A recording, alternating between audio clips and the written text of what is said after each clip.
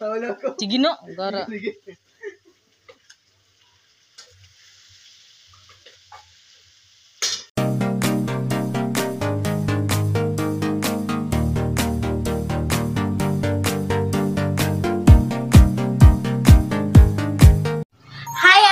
Welcome to our YouTube channel. So, for today's video, gagawa tayo ng pork humba. So, magluluto tayo ng humba Bisaya tips. So, sa mga Cebuano ito na pagluluto. Okay, let's go! So, ito ang mga ingredients na kailangan natin sa pagluluto ng pork humba. Una, dapat may pork. Siyempre, dapat may pork tayo. Tapos, garlic at saka onion. Tapos, mga paminta na dahon, durog at saka liso. At asin and central brown sugar, Sprite, depende na po sa Sprite kasi ito yung weapon ko sa pagluluto ng pork humba. Tapos black beans and silver swan, toyo at suka. Okay, let's go. So lutuin na natin dito sa mainit na kawali. Let's go! Ito na maigi. So, no need na ng oil kasi may oil na yung pork.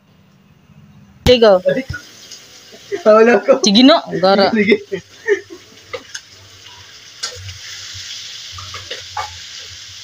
Okay guys, iset aside na namin sa isang plate itong pork.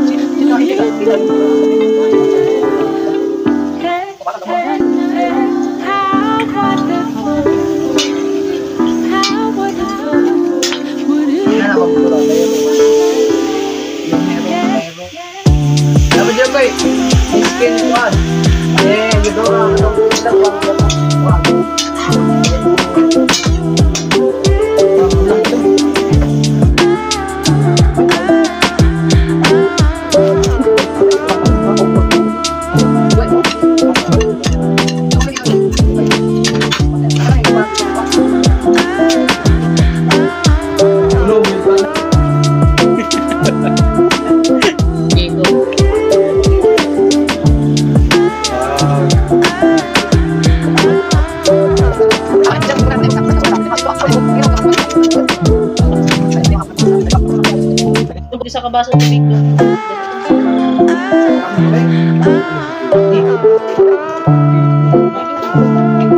Ate? Uy.